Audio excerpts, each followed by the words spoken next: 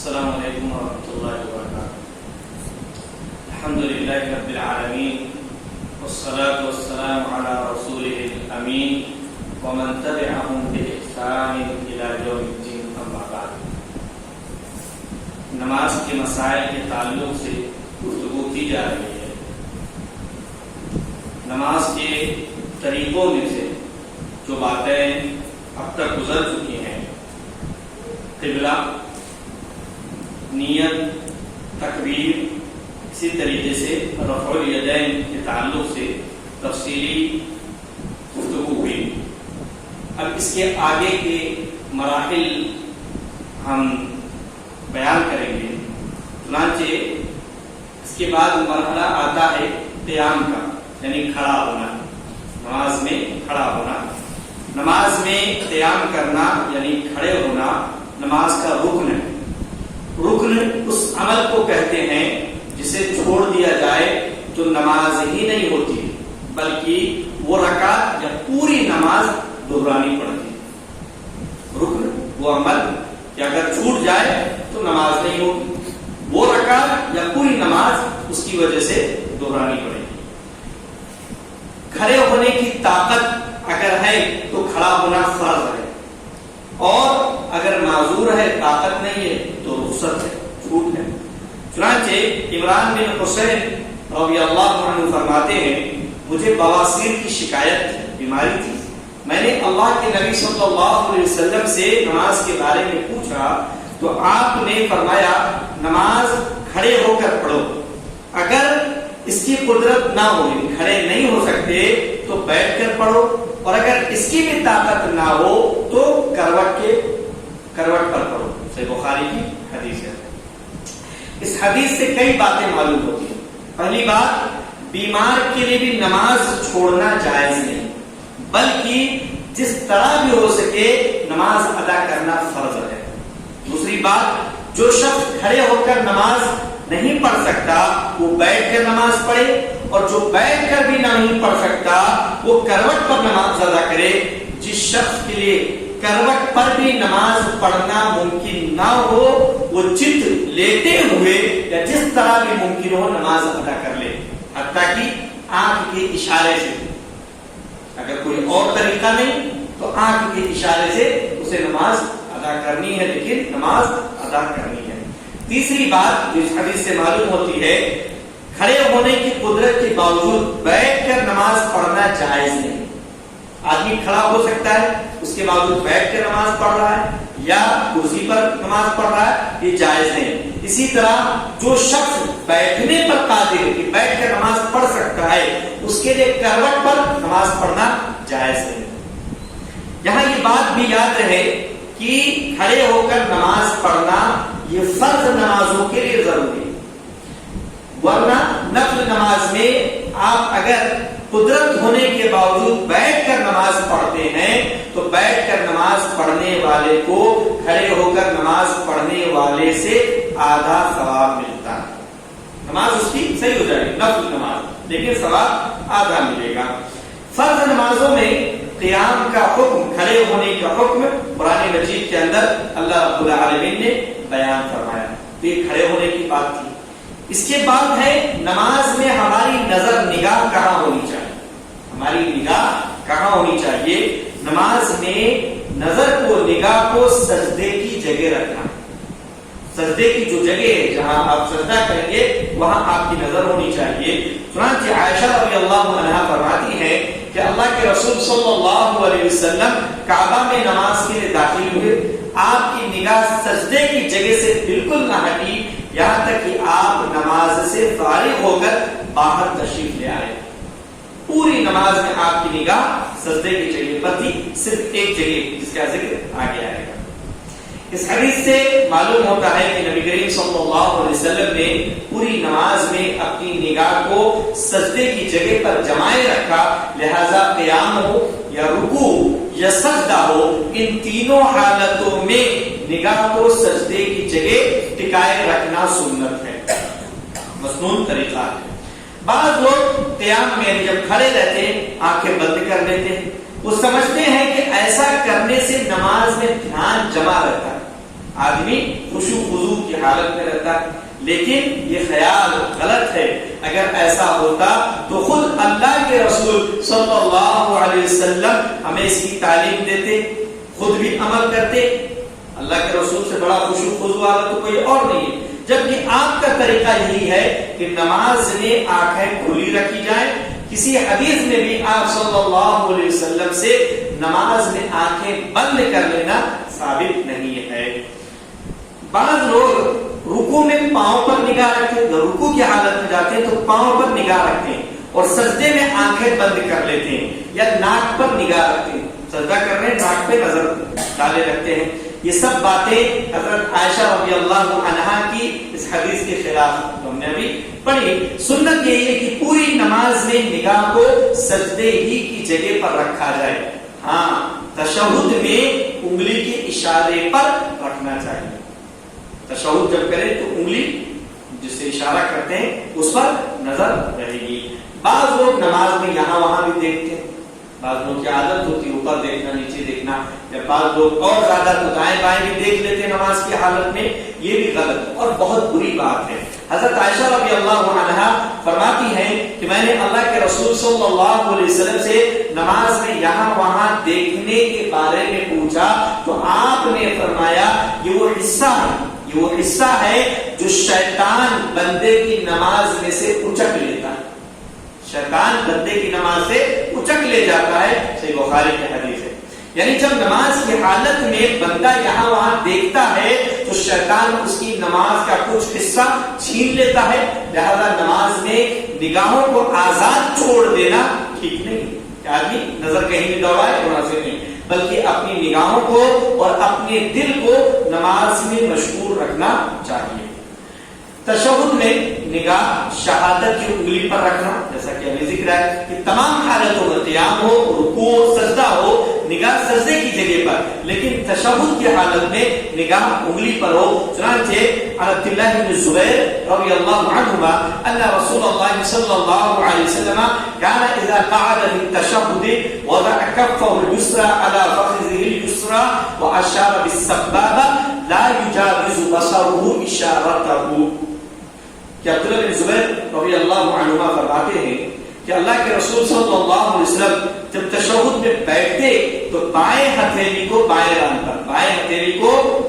ران پر رکھتے اور سبابہ یعنی دائیں ہاتھ کی شہادت کی انگلی سے اشارہ کرتے. شہادت کی انگلی سے اشارہ کرتے.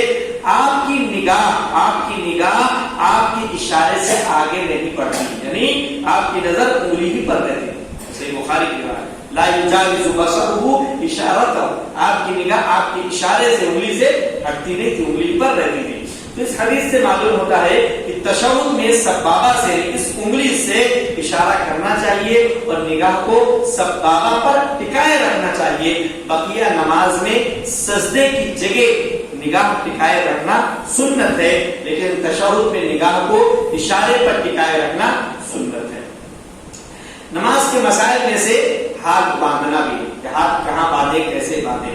چنانچہ نماز میں قیام کی حالت میں جب آدمی کھڑا رہتا ہے دائیں ہاتھ بائیں ہاتھ پر رکھنا یا دائیں ہاتھ سے بائیں ہاتھ کو پکڑنا, رکھنا اور پکڑنا دونوں سنت ہے. چنانچہ جب آدمی کھڑا رہے گا تو دائیں ہاتھ کو بائیں ہاتھ پر رکھے گا.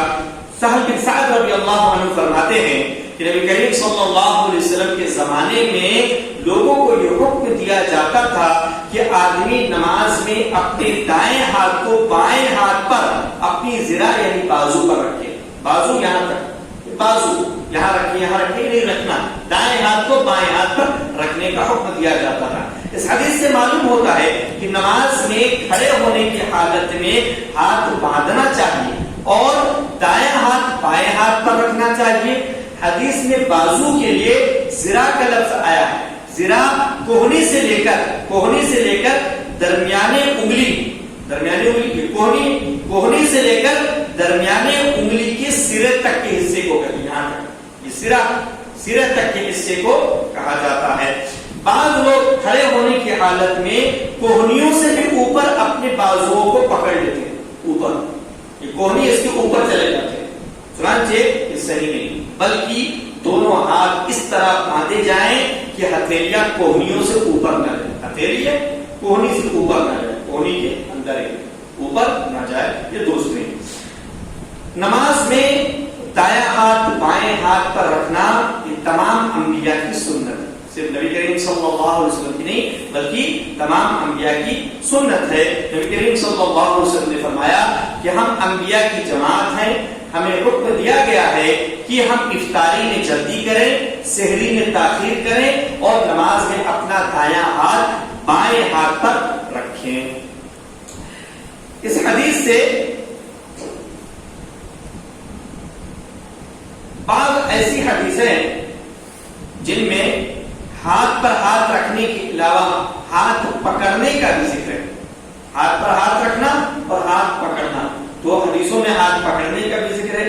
چنانچہ وائل بن حجر رضی اللہ عنہ فرماتے ہیں کہ میں نے اللہ کے رسول صلی اللہ علیہ وسلم کو دیکھا کہ آپ جب نماز میں قیام کی حالت میں ہوتے تو اپنے دائیں ہاتھ سے بائیں ہاتھ کو پکڑ, دائیں سے بائیں کو پکڑتے. اس حدیث سے معلوم ہوتا ہے کہ کھڑے ہونے کی حالت میں دائیں ہاتھ سے بائیں ہاتھ کو پکڑے رہنا بھی سنت ہے. حالت قیام میں سینے پر ہاتھ باندھنا, اب تو دائیں کو بائیں پر رکھنا ہے, پھر کہاں رکھنا ہے, کیا کرنا ہے, تو سینے پر ہاتھ باندھنا ہے. یہ جو پوری کیفیت ہوگی چاہے رکھنے کی یا پکڑنے کی, اسے پھر سینے پر باندھنا ہے, جسے ہم نیت باندھنا کہتے ہیں اپنے زبان میں. تو حالت قیام میں نیت باندھنا سنت ہے, لیکن ہاتھ کہاں باندھے جائیں, تو احادیث سے معلوم ہوتا ہے کہ نماز میں دونوں ہاتھ سینے پر باندھنا سنت, سینے پر باندھنا سنت ہے. وائل بن حجر رضی اللہ عنہ فرماتے ہیں کہ میں نے اللہ کے رسول صلی اللہ علیہ وسلم کے ساتھ نماز پڑھی, آپ نے اپنا دایاں ہاتھ اپنے بائیں ہاتھ پر سینے پر رکھا, دایاں ہاتھ بائیں ہاتھ پر اور سینے پر رکھا. اس حدیث سے معلوم ہوتا ہے کہ اللہ کے رسول صلی اللہ علیہ وسلم نماز میں سینے پر ہاتھ باندھتے تھے. طاؤس رحمہ اللہ سے روایت ہے کہ اللہ کے رسول صلی اللہ علیہ وسلم نماز میں اپنے دائیں ہاتھ کو بائیں ہاتھ پر رکھ کر دونوں ہاتھ سینے پر باندھ لیتے تھے, دائیں کو بائیں پر رکھ کے اور سینے پر دونوں ہاتھ باندھ لیتے تھے. تو اس حدیث سے بھی معلوم ہوتا ہے کہ نماز میں سنت اللہ کے رسول صلی اللہ علیہ وسلم کا طریقہ یہی ہے کہ حالت قیام میں جب آدمی کھڑا رہے نماز میں دونوں ہاتھ سینے پر باندھے جائیں. غلبتائی رحمہ اللہ فرماتے ہیں رضی اللہ عنہ کہ میں نے نبی کریم صلی اللہ علیہ وسلم کو دیکھا کہ سلام کے بعد کبھی دائیں طرف سے, سلام پھیرنے کے بعد کبھی دائیں طرف سے اور کبھی بائیں طرف سے پلٹ کر بیٹھتے مصلیوں کے سامنے, اور میں نے دیکھا آپ اس کو اپنے سینے پر رکھتے. میں نے دیکھا کہ آپ اس کو ہاتھ کو دائیں کو بائیں پر رکھ کر سینے پر رکھتے. یہ حدیث کے راوی یحییٰ بن سعید نے اپنے دائیں ہاتھ کو بائیں ہاتھ کی جوڑ پر رکھ کر دکھایا, دائیں ہاتھ کو بائیں ہاتھ کی جوڑ پر رکھ کر کہا اس کو سینے پر رکھتے, مطلب عمل کر کے دکھایا کہ اس کو سینے پر رکھتے. اس حدیث سے بھی معلوم ہوتا ہے کہ نماز میں دونوں ہاتھ سینے پر باندھنا سنت ہے, اور یہ تمام نمازوں کے لیے ہے, چاہے فرض ہو یا سنت, چاہے اکیلا پڑھ رہا ہو یا جماعت کے ساتھ, چاہے امام ہو پڑھنے والا یا مقتدی, مرد ہو یا عورت, سب کے لیے اللہ کے رسول صلی اللہ علیہ وسلم کا یہی طریقہ ہے کہ وہ اپنے دونوں ہاتھ سینے پر باندھیں. عورت اور مرد کی نماز میں کوئی فرق نہیں, اگر کوئی فرق کرتا ہے تو اس پر لازم ہے کہ وہ دلیل لے کر آئے کہ عورت یہاں باندھے مرد یہاں باندھے. ہمیں معلوم ہونا چاہیے کہ جو لوگ نیچے باندھنے کے تعلق سے کہتے ہیں ان کا بھی یہ کہنا ہے کہ عورت سینے پر باندھے گی, ان کا بھی یہ کہنا ہے کہ عورت سینے پر باندھے گی. تو عورت کے لیے ان کہتے ہیں کہ سینے پر باندھے گی, اور مرد کے لیے کہتے ہیں کہ ناف کے نیچے باندھے گی. تو یہ جو تفریق جو فرق کر رہے ہیں مرد اور عورت کی نماز میں, اس کی کوئی دلیل نہیں, کوئی دلیل ہو تو پیش کر. بلکہ عیدین, جمعہ, جنازہ, تمام نمازوں میں سنت یہی ہے کہ دونوں ہاتھ باندھے جائیں اور انہیں سینے پر رکھا جائے. یہ ہاتھ باندھنا سینے پر بات ختم ہو گئی. اب نماز شروع کرنی, نماز تو اب شروع کر چاہیے, لیکن اب دعائیں وغیرہ تو سب سے پہلے دعائے استفتاح. بعض لوگوں کو آپ دیکھیں گے اللہ اکبر کہہ کے ہاتھ باندھ لیں گے پھر پڑھیں گے بسم اللہ الرحمن الرحیم. صحیح نہیں. بسم اللہ سے آغاز کرنا صحیح نہیں، بلکہ اس سے پہلے ہمیں پڑھنا دعائے استفتاح، جسے ہم دعائے ثنا بھی کہتے ہیں، جسے ہم دعائے ثنا بھی کہتے ہیں. اور دعائے استفتاح کے بعد تعوذ، یعنی پہلے اعوذ باللہ من الشیطان الرجیم، اس کے بعد بسم اللہ، اس کے بعد بسم اللہ. چنانچہ تکبیر تحریمہ کے بعد، یعنی اللہ اکبر کہہ کے نماز شروع کرنے کے بعد جو دعا پڑھی جاتی ہے اسے دعائے استفتاح کہتے ہیں. ہمارے یہاں اسے دعائے ثنا بھی کہتے ہیں. تعوذ اللہ کی پناہ مانگنے کو کہتے ہیں. قرآن کریم کی قرأت سے پہلے، قرآن کریم پڑھنے سے پہلے اعوذ باللہ من الشیطان الرجیم پڑھتے ہیں، اسے تعوذ کہتے ہیں، پناہ مانگنا. دعائے استفتاح سرن پڑھنا ہے، خاموشی کے ساتھ، بغیر آواز، بلند آواز سے نہیں پڑھنا، سرن پڑھنا ہے. ابو ہریرہ رضی اللہ عنہ فرماتے ہیں کہ اللہ کے رسول صلی اللہ علیہ وسلم تکبیر اور قرأت کے درمیان اللہ اکبر کہنے اور قرأت یعنی قرآن کریم شروع کرنے سے پہلے کچھ دیر سکون کرتے تھے، خاموش رہتے تھے. میں نے عرض کیا اے اللہ کے رسول، میرے ماں باپ آپ پر فدا ہو، قربان ہو، آپ تکبیر اور قرأت کے درمیان سکون کرتے، خاموش رہتے ہیں، اس میں آپ کیا پڑھتے؟ آپ نے فرمایا میں یوں کہتا ہوں اللہم باعد بینی و بین خطایایا کما باعدت بین المشرق والمغرب اللہم نقنی من الخطایا کما ينقى الثوب الابيض من الدنس اللہم اغسل خطایایا بالماء والثلج. یہ دعائے ثنا، دعائے استفتاح پڑھتا ہوں. اس حدیث میں جو دعا ذکر کی گئی اللہم باعد، وہ دعائے استفتاح ہے. تکبیر تحریمہ کے بعد کچھ اور پڑھنے سے پہلے کی دعا یہ پڑھنی چاہیے، یہی دعا پڑھنی چاہیے. اور سنت یہی ہے کہ اسے سرن پڑھا جائے، بلند آواز سے، دھیمی آواز سے، خاموشی سے، یعنی آواز کے بغیر پڑھا جائے، آواز نہ نکالیں، زبان ہلائیں، ہونٹ چلائیں. اگر ہونٹ نہیں چلائیں گے، زبان نہیں چلائیں گے تو پڑھنا نہیں ہوگا، اسے پڑھنا نہیں کہتے. بعض لوگ دل میں پڑھتے ہیں، وہ پڑھنا نہیں، پھر آپ نے وہ دعا نہیں پڑھی. اگر آپ سورہ فاتحہ اس انداز میں پڑھتے ہیں تو گویا آپ نے سورہ فاتحہ نہیں پڑھی. زبان چلانا، ہونٹ ہلانا، آواز نہیں نکالنی، یہ فرق ہے. کیونکہ نبی کریم صلی اللہ علیہ وسلم اسے چپکے چپکے پڑھا کرتے تھے، خاموشی سے. یہی وجہ کہ حضرت ابو ہریرہ رضی اللہ عنہ نے پوچھا کہ وہ کیا دعا ہے جو آپ پڑھتے؟ اگر آپ بلند آواز سے پڑھتے تو پوچھنے کی ضرورت نہیں رہتی. دعائے استفتاح یا دعائے ثنا قرأت سے پہلے بلکہ تعوذ یعنی اعوذ باللہ من الشیطان الرجیم سے کے پڑھنے سے پہلے ہی پڑھنا ہے. یہی سنت ہے جیسا کہ حدیث سے واضح ہوتا ہے. دعائے استفتاح کے بعد تعوذ پڑھنا ہے، دعائے استفتاح پڑھنی، اس کے بعد تعوذ پڑھنا ہے. چنانچہ ابو سعید خدری رضی اللہ عنہ سے روایت ہے کہ اللہ کے رسول صلی اللہ علیہ وسلم جب رات میں تہجد کی نماز کے لیے کھڑے ہوتے تو تکبیر کہتے اور یوں کہتے سبحانک اللہم و بحمدک و تبارک اسمک و تعالی جدک و لا الہ غیرک.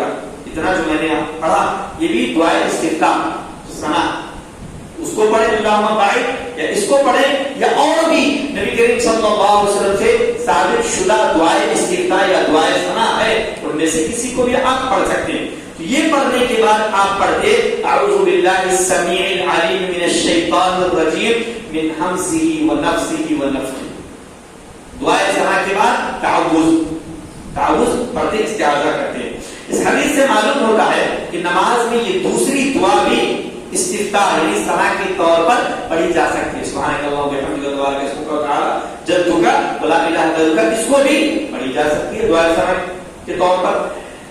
اس حدیث سے یہ بات بھی معلوم ہوتی ہے کہ تکبیر کے بعد سب سے پہلے دعائے استفتاح، تکبیر کے بعد سب سے پہلے دعائے استفتاح، پھر اس کے بعد تعوذ اور پھر سورۃ الفاتحہ پڑھنا چاہیے. سورۃ الفاتحہ پڑھنے میں بسملہ بھی داخل ہے، بسملہ بسم اللہ الرحمن الرحیم پڑھنا بھی داخل. ہم نے کہا تعوذ کے بعد سورۃ الفاتحہ پڑھنا چاہیے، سورۃ الفاتحہ میں بسملہ یعنی بسم اللہ الرحمن الرحیم بھی پڑھنا داخل ہے جیسا کہ آئے گا. قرأت سے پہلے تعوذ کا حکم یعنی قرآن مجید پڑھنے سے پہلے تعوذ پڑھنا کیا حکم ہے؟ قرآن پڑھنے سے پہلے تعوذ کا حکم قرآن کریم میں موجود ہے. اللہ رب العالمین کا ارشاد ہے فَإِذَا قَرَأْتَ الْقُرْآنَ فَاسْتَعِذْ بِاللَّهِ مِنَ الشَّيْطَانِ الرَّجِيمِ. اے نبی آپ جب بھی قرآن پڑھنے لگے تو شیطان رجیم سے اللہ کی پناہ طلب کر لیا کریں. اس آیت سے معلوم ہوتا ہے کہ چاہے آدمی نماز میں ہو یا نماز سے باہر، وہ جب بھی قرآن پڑھے تو پہلے شیطان رجیم کے شر سے اللہ کی پناہ ضرور مانگ لے. تو نماز میں ہو یا غیر نماز میں تعوذ کے بعد ہی قرآن کریم پڑھنا چاہیے.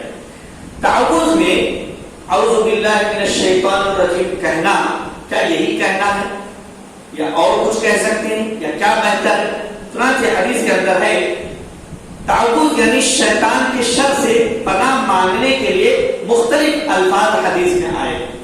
مختلف الفاظ سے یہ جملہ آیا ہوا ہے. ان میں سے اعوذ باللہ من الشیطان الرجیم کے الفاظ بھی ثابت ہیں. سلیمان بن سرد رحمہ اللہ فرماتے ہیں رضی اللہ عنہ کہ نبی کریم صلی اللہ علیہ وسلم کے سامنے دو لوگوں میں آپس میں بدکلامی ہو گئی، جھگڑا ہو گیا تھوڑا سا. تو دونوں میں سے ایک شخص بہت غصے میں تھا اور اس کا چہرہ سرخ ہو گیا تھا، لال ہو گیا تھا. اللہ کے نبی صلی اللہ علیہ وسلم نے اس کی طرف دیکھ کر فرمایا میں ایک کلمہ جانتا ہوں، ایک بات جانتا ہوں، اگر یہ شخص وہ کلمہ کہہ دے تو اس کا یہ غصہ چلا جائے گا. وہ کلمہ ہے اعوذ باللہ من الشیطان الرجیم. تو اس حدیث میں شیطان کے شر سے پناہ مانگنے کے لیے اعوذ باللہ من الشیطان الرجیم کہنے کا ثبوت ملتا ہے. لہذا قرآن کریم پڑھنے سے پہلے اگر کوئی شخص اعوذ باللہ من الشیطان الرجیم کہے تو یہ بھی ٹھیک ہے، یہ بھی ٹھیک ہے. البتہ افضل وہی ہے جو حضرت ابو سعید خدری رضی اللہ عنہ کی حدیث میں بیان کیا ہے. کیا بیان کیا گیا؟ اعوذ باللہ السمیع العلیم من الشیطان الرجیم من حمزہ ونفثہ ونفثہ. یہ پڑھنا افضل، کیونکہ یہ حدیث میں خاص طور پر اس کا ذکر ہے نماز میں، کہ نماز میں اللہ کے رسول یہ پڑھتے تھے، حدیث میں اس کا ذکر آیا. دوسرا صیغہ اعوذ باللہ من الشیطان الرجیم یہ بھی ثابت ہے لیکن وہاں سے ثابت نہیں ہے، خاص طور پر نماز کے لیے ثابت نہیں ہے. اسی پر اکتفا کرتا ہوں، بس ایک مسئلہ ذکر کرتے ہوئے کہ جیسا کہ بیان ہوا اعوذ باللہ پڑھنا ہے اور بسم اللہ بھی پڑھنا ہے. سورۃ الفاتحہ میں بسم اللہ پڑھنا شامل. ہمارے بہت سارے احباب، بہت سارے مصلیان اور بہت سارے علماء کا بھی کہنے، بہت سے علماء کا فتویٰ بھی ہے اور اس طرح وہ طریقہ بھی بیان کرتے ہیں کہ آپ نے اگر پہلی رکعت میں تعوذ پڑھ لیا، بسم اللہ پڑھ لیا، تو دوسری رکعت میں جب آپ قرأت شروع کریں تو تعوذ اور بسم اللہ پڑھنے کی ضرورت نہیں، یا تعوذ پڑھنے کی ضرورت نہیں، بسم اللہ پڑھنے اور الحمدللہ شروع کر دیں.